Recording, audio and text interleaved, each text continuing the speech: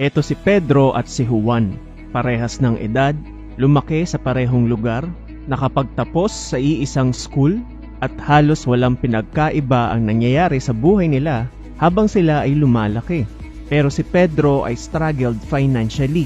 Siya ay nagtatrabaho para may pambayad ng bills at minsan ay kinakapos pa. Habang si Juan ay financially independent at ine-enjoy ang buhay. Pero ano nga ba ang pinagkaiba ng dalawa at bakit mas maginhawa ang buhay ni Juan kaysa kay Pedro? In this video, ituturo ko sa iyo ang 10 characteristics na nagpayaman kay Juan na hindi ginagawa ni Pedro.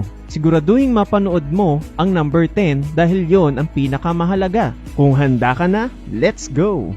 Number 1. Ang mayaman ay mahilig magbasa ng libro, habang ang mahirap ay mahilig manood ng TV. Kung tatanungin kita, ilang oras kang nakababad sa TV at kailan ang huling beses na nakapagbasa ka ng libro? Kung susuriin mong mabuti, ang mga pinakamayaman sa buong mundo ay may iisang habit, ang pagbabasa ng libro. Tulad ni Warren Buffett na nagbabasa 5 to 6 hours a day. Si Bill Gates naman ay nagbabasa ng 50 books a year or 1 book per week. Habang si Mark Zuckerberg naman ay tinatapos ang isang buong libro every other week. Pero bakit nga ba mahalaga ang pagbabasa? May dalawang klase kasi ng pagkatuto. Number 1 is learning from your own experience. Ang problema, it is costly and painful. Dahil dadaan ka sa madaming trial and error, mapapagastos ka ng malaki at madami kang failures na madadaanan. At ang pinakamasaklap sa lahat ay ang panahon na iginugol mo dahil ang oras ay hindi mo na maibabalik pa. Number 2, learning from other people's experience. This is the best way to learn dahil imbes na pagdaanan mo pa ang mga pagkakamali ng mga taong narating na ang gusto mong marating, ito ay pwede mo nang iwasan through learning from their own mistakes sa pamamagitan ng pagbabasa ng libro. Number 2, ang mayayaman ay binabayaran muna ang sarili habang ang mahihirap ay inuuna ang mga luho. Sa tuwing sumasahod ang mga mahihirap, ay bumibili agad sila ng bagong sapatos, bagong damit, bagong gadget, at inuubos agad ito sa mga gala. Pero kinabukasan ay problemado sila dahil wala na naman silang pera. Habang ang mayayaman kapag kumita ay binabayaran muna ang sarili. Once nakapagtabi at invest na sila ng at least 10% para sa kanilang future, ay komportable na silang gumastos sa ibang bagay. Number 3. Ang mayaman ay binabayaran base sa resulta, habang ang mahirap ay binabayaran base sa oras na iginugol nila sa trabaho. Let's say nagtatrabaho ka bilang crew sa isang fast food chain. Kahit pa ikaw ang pinakamasipag na crew sa buong mundo, ang babayaran lang ng company sa iyo ay ang oras mo, habang ang binabayaran sa mga mayayaman ay ang resulta. Imagine, ang mga highest paid athletes katulad ni Manny Pacquiao. Si Manny ay dumaan sa maraming oras ng training, dinisiplina ang sarili sa workout at pagkain, at nag-aral ng iba't ibang klaseng teknik. Pero ang mga companies ay walang pakialam sa kung ano ang pinagdaanan ni Manny Pacquiao. Ang binabayaran nila dito ay ang resulta o yung mga achievements na natanggap niya. Tulad ng pagiging unang boksingero na nanalo ng 12 major world titles sa 8 magkakaibang weight division.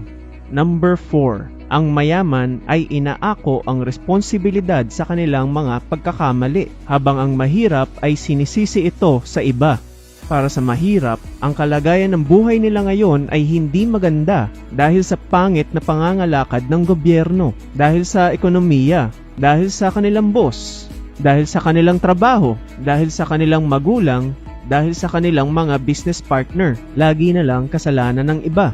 Habang ang mayaman ay inaako ang responsibilidad.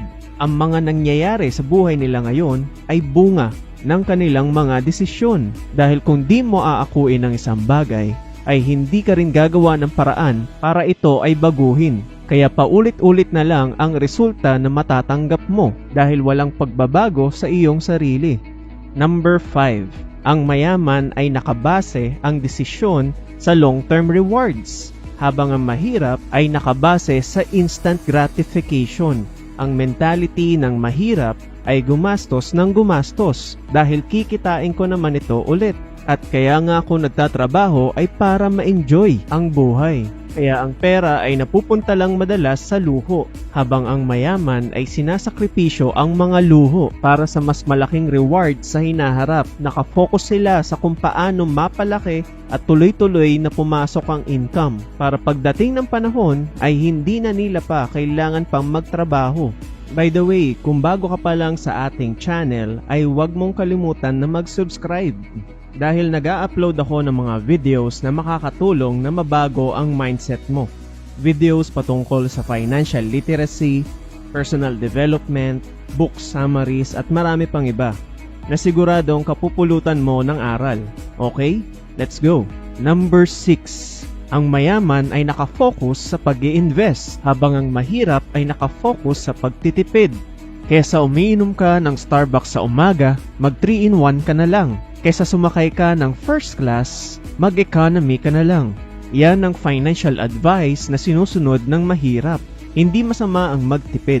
Pero kung gusto mo talaga ng financial freedom, ay kailangan mong matutunan ang mag-invest.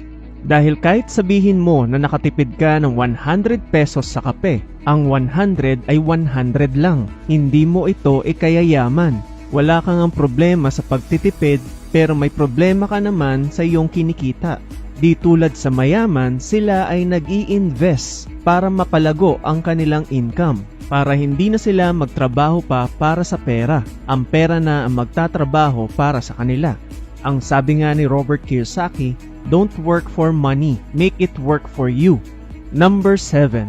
Ang mayaman ay patuloy na nagdadagdag ng kaalaman, habang ang mahirap iniisip nila na alam nila ang lahat. Mahilig silang magbigay ng opinyon tungkol sa economy, politics, sports, business, at pati sa buhay ng ibang tao na para bang alam na nila ang lahat, habang ang mayaman ay willing na matuto. Sila ay nagtatanong at willing na makinig dahil kahit isang bagong idea lang ang matutunan nila sa libro at sa seminar, ito ay malaking bagay na para sa kanila. Sabi nga sa quote, the more you learn, the more you earn. Number 8. Ang mayaman ay naniniwala na ang kahirapan ang ugat ng kasamaan, habang ang mahirap ay naniniwala na ang pera ang ugat ng kasamaan. Maaaring narinig mo na ang kasabihang, money is the root of all evil. Yan ang pinapaniwalaan ng mahirap. Pero sa mayaman, ang kawalan ng pera ang ugat ng kasamaan. Tignan mo ang lugar ng mahihirap. Doon ay may mataas na crime rate. Don't get me wrong. Hindi ko sinasabi na masama ang mahihirap at mabuti ang mayayaman. Dahil sa totoo lang, ang pera ay neutral. Ang nagagawa ng pera ay nakadepende sa taong humahawak nito. Ang gusto ko lang i-point out na mas maraming problema ang lumalabas dahil sa kawalan ng pera. Number 9. Ang mayaman ay may action mentality, habang ang mahirap ay merong lottery mentality. Ang mahirap ay naniniwala na ang tanging paraan para yumaman ay ang tumaya ng loto. Inaasa nila ang kanilang kinabukasan sa pagtaya rito, kahit na ang tsansang manalo ay maliit lang. Habang ang mayaman ay may action mentality. Hindi nila inaasa ang kanilang buhay sa swerte. Ang alam nila na ang swerte ay pinaghihirapan. Ito ay nakadepende sa oras at effort na kanilang ibinibigay. Kung ano man ang nangyayari sa buhay nila ngayon, ayon ay base sa mga actions na kanilang in-apply. Number 10. Ang mayaman ay may malinaw na vision sa kung ano ang gusto nilang maabot sa buhay, habang ang mahirap ay nalilito sa kung ano ang gusto nila. Ano ba ang ginagawa mo sa iyong free time? Kadalasan kasi paggising sa umaga ay nagbababad na agad ang karamihan sa entertainment. Nanonood ng series sa Netflix, naglalaro ng video games, at kung ano-ano pa na maglilibang sa kanila para lang palipasin ang araw.